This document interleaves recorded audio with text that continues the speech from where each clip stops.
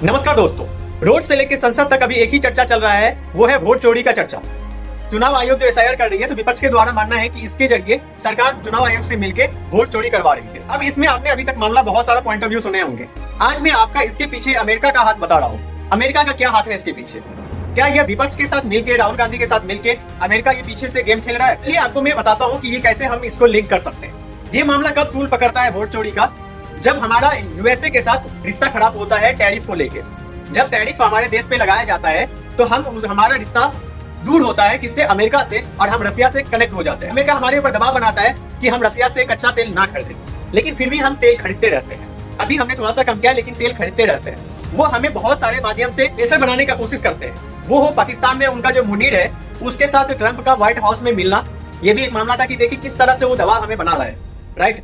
अब वो सारी चीजें हो ही रहा था कि दूसरा विपक्ष हमारा देश में लोकल इशू चालू कर दिया, वोट चोरी का मामला। चलिए अब हम आपको पीछे लेके चलते हैं, ट्रैक रिकॉर्ड दिखाते हैं कि अमेरिका क्या क्या कर सकता है अपने हित के लिए।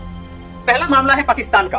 पाकिस्तान में पूर्व प्रधानमंत्री इमरान खान का सरकार था, और इमरान खान का जब थे तो उनका रसिया के साथ कनेक्शन ज्यादा होने लगा था। वो चाइना से ज्यादा मिलने लगे थे और रसिया से वो ज्यादा कनेक्ट होने लगे थे। और उनकी सरकार में और इमरान खान ने बाइडेन सरकार के ऊपर क्वेश्चन करना चालू कर दिया था कि बाइडेन सरकार हो सकता है तो मेरा तख्ता पलट करवा सकती है, मेरे देश में कुछ कर सकती है। वो क्वेश्चन रेस करना चालू कर दिया था। क्वेश्चन रेस चालू करने के बाद ही यहाँ पे गेम में आते हैं बाइडेन जी। तब बाइडेन जी राष्ट्रपति थे। उस समय बाइडेन जी आते हैं और इसके अंदर एक भ्रष्टाचार का खिलाफ लगाया जाता है इमरान सरकार के ऊपर, और उनके ऊपर भी विपक्ष के द्वारा वोट चोरी का आरोप लगाया जाता है। पहला मुद्दा समझिएगा, पाकिस्तान में भी वोट चोरी का मामला लगा के ये करके तख्ता पलट कर दिया जाता है और इमरान खान को जेल भेज दिया जाता है। पहला मामला। दूसरा मामला आप आ जाइए बांग्लादेश के अंदर। बांग्लादेश में इलेक्शन होता है। इलेक्शन के दौरान जो प्रधानमंत्री थे शेख हसीना, वो जीतती है, चुनाव जीतती है, परंतु उनके ऊपर भी वोट चोरी का मामला लगाया जाता है। वोट चोरी का मामला जो लगाया जाता है वो भी क्या थी कि चाइना से मिल रही थी और यूएसए से उतना उनका अच्छा रिश्ता था नहीं। और ये जो यूसुफ है वो कहीं ना कहीं पीछे गेम खेल रहे थे, किसके साथ? अमेरिका के साथ। अमेरिका इनको सपोर्ट कर रहा था।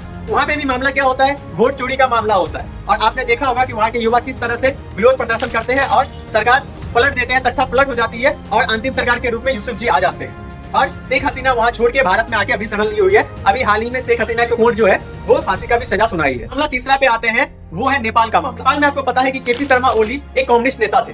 कम्युनिस्ट नेता होने के साथ साथ वो चाइना से बहुत ज्यादा कनेक्ट थे, बहुत ज्यादा वो क्लोज हो गए थे चाइना से। ये मामला फिर गर्मा गया और अमेरिका को ये चीजें सही नहीं हुआ, क्योंकि एशिया में प्रभुत्व बढ़ाने के लिए ना ये क्षेत्रों पे, और अमेरिका को टैकल करने के लिए इन सारे क्षेत्रों पे इनको रहना जरूरी है अमेरिका।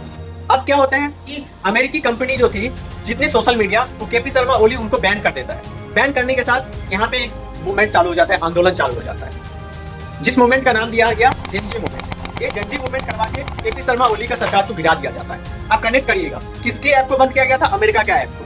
क्यों ऐप को बंद किया गया था? क्योंकि उनका कहना था कि इससे हमारा देश की प्राइवेसी ऐसे करके, और चाइना के साथ मिलकर हो सकता था वहाँ के सोशल मीडिया को ये लाने का कोशिश कर रहे थे केपी शर्मा ओली। मामला वहाँ का भी था, वो भी मामला होके सरकार वहाँ पे भी केपी शर्मा ओली को गिरा दिया गया। उसके पीछे भी हाथ कहीं ना कहीं अमेरिका का ही बताया जाता है। अब हम वापस अपने टॉपिक पे आते हैं। टैरिफ वॉर के साथ साथ अब हमारे देश में भी वोट चोरी का आरोप लगाया जाता है। हमारे जो विपक्ष के नेता है राहुल गांधी जी, वो भी ट्वीट करते हैं और जेनजी को अपने साथ आने के लिए बताते हैं। बिहार में जो वोट हुआ था, इलेक्शन हुआ था, उसके दौरान वो वोट चोरी, वोट अधिकार का रैली करते हैं, यात्रा करते हैं। अभी भी वो संसद में इसको लेके हंगामा कर रहे हैं। आने वाले समय में ये 14 दिसंबर को ये अपनी सरकार के साथ मिलके राष्ट्रपति को एक सिग्नेचर भेजेंगे, साइन करके दिया जाएगा। ये सारा मामला जो है ना विपक्ष कर रही है। सही बात है, यदि हमारे देश में हमारा लोकतंत्र कहता है यदि आपको चर्चा करना है तो आप चर्चा कर सकते हैं, लेकिन यदि हमें ये नहीं लग रहा है कि ये कहीं ना कहीं समय जो था, ये जो टाइमिंग आया है, ये टाइमिंग गलत है।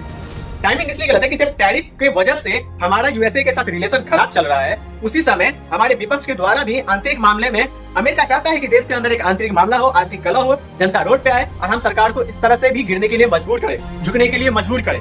इसके ऊपर आपका क्या विचार है? क्या ये अमेरिका ही करवा रहा है या ये विपक्ष का मामला है? इस वीडियो को उन तक भी शेयर करें जो ये वोट चोरी के ऊपर आपको अलग अलग पॉइंट ऑफ व्यू बताते हैं। उनको भी एक नया पॉइंट ऑफ व्यू बताइए कि ये भी मुद्दा हो सकता है वोट चोरी को लेके, यहाँ से भी चीजें आ सकती है। वीडियो को अधिक से अधिक शेयर करें, सपोर्ट करें। Thank you so much.